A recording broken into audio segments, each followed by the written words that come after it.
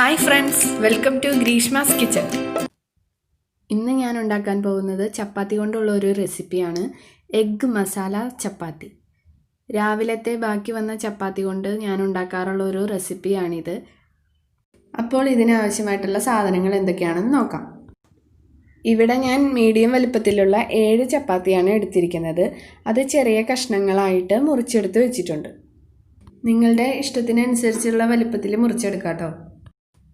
ഒരു ചെറിയ കഷ്ണം ഇഞ്ചി, 3 വെളുത്തുള്ളി ചതച്ചെടുത്തത്, കറിവേപ്പില, ഒരു ക്യാപ്സിക്കത്തിൻ്റെ പകുതി ചെറിയ കഷ്ണങ്ങളാക്കിയത്, ഒരു മീഡിയം വലിപ്പത്തിലുള്ള സവാള ചെറിയ കഷ്ണങ്ങളാക്കിയത്, ഒരു വലിയ തക്കാളി ചെറിയ കഷ്ണങ്ങളാക്കി മുറിച്ചെടുത്തത്, 2 മുട്ട. ഇത്രയും സാധനങ്ങളാണ് നമുക്ക് ആവശ്യമുള്ളത്. ഇനി നമുക്ക് എഗ് മസാല ചപ്പാത്തി റെഡിയാക്കാം. അതിനായിട്ട് 2 ടേബിൾ സ്പൂൺ വെളിച്ചെണ്ണ ചൂടാക്കി അതിലേക്ക് 1/4 ടീസ്പൂൺ പെരുംജീരകം ചേർത്ത് പൊട്ടിക്കാം. പൊട്ടി വരുമ്പോൾ ചതച്ച് വെച്ചിരിക്കുന്ന ഇഞ്ചി വെളുത്തുള്ളി പേസ്റ്റ് ചേർക്കുക. ഇതിൻ്റെ പച്ചമണം മാറുന്നത് വരെ ഒന്ന് വഴറ്റി കൊടുക്കണം.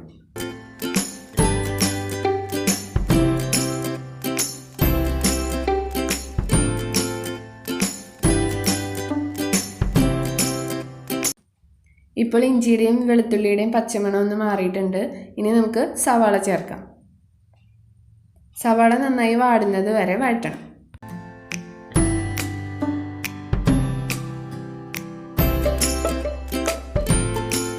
മസാലയ്ക്ക് ആവശ്യമായിട്ടുള്ള ഉപ്പ് കൂടി ചേർക്കാം.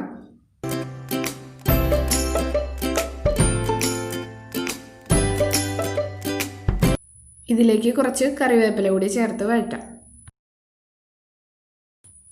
ഇപ്പോൾ സവാള നന്നായി വാടി വന്നിട്ടുണ്ട്. ഇതിലേക്ക് 1 ടീസ്പൂൺ മുളക് പൊടി, 1/4 ടീസ്പൂൺ മഞ്ഞൾപ്പൊടി, 1/2 ടീസ്പൂൺ മല്ലിപ്പൊടി എന്നിവ ചേർക്കാം. ഈ പൊടികളുടെ പച്ചമണം മാറുന്നത് വരെ ചൂടാക്കുക.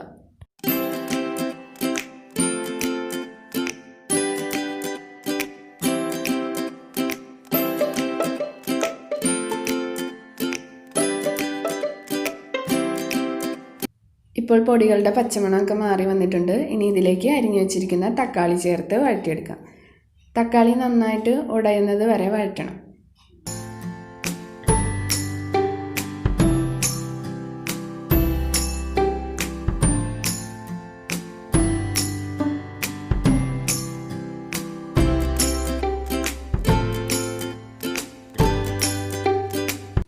തക്കാളി നന്നായി വഴന്നു വരുമ്പോൾ അരിഞ്ഞു വെച്ചിരിക്കുന്ന ക്യാപ്സിക്കം ചേർക്കാം. ക്യാപ്സിക്കം ചേർത്തിട്ട് നന്നായിട്ട് വഴറ്റൊന്നും വേണ്ട. അതിൻ്റെ ഒരു കളറ് മാറി വരുമ്പോൾ നമുക്ക് മുട്ട ചേർക്കാം. ഈ സമയത്ത് നമുക്ക് മസാലയുടെ ടേസ്റ്റ് നോക്കണം കേട്ടോ.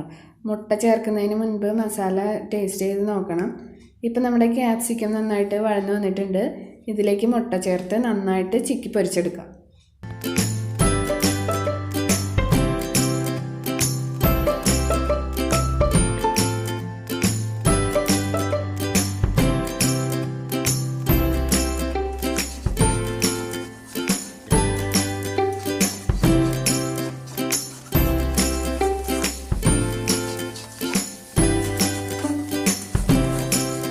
മുട്ട നന്നായി മൊരിഞ്ഞു വരുമ്പോൾ അരിഞ്ഞു വെച്ചിരിക്കുന്ന ചപ്പാത്തി കഷ്ണങ്ങൾ ചേർത്ത് നന്നായിട്ട് ഇളക്കി കൊടുക്കാം.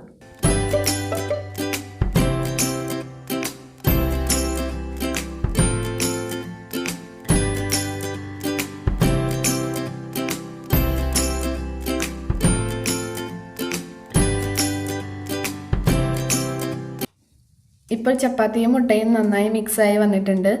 ഇതിലേക്ക് ഞാൻ 2 ടേബിൾ സ്പൂൺ വെള്ളം ചേർക്കുന്നുണ്ട്. അത് ഒന്ന് കുഴഞ്ഞ് കിട്ടാൻ വേണ്ടിയിട്ടാണ്. അല്ലെങ്കിൽ ഇത് നല്ല ഡ്രൈ ആയിട്ടിരിക്കും. നിങ്ങൾക്ക് ചിക്കൻ്റെയോ ബീഫിൻ്റെയോ ഗ്രേവി ഇതിലേക്ക് ചേർത്താൽ നല്ല ടേസ്റ്റ് ആയിരിക്കും. അത് ഓരോരുത്തരുടെ ഇഷ്ടം പോലെ നമുക്ക് ചേർക്കാം. 1/2 ടീസ്പൂൺ ഗരം മസാല കൂടി ചേർത്ത് മിക്സ് ചെയ്യുക.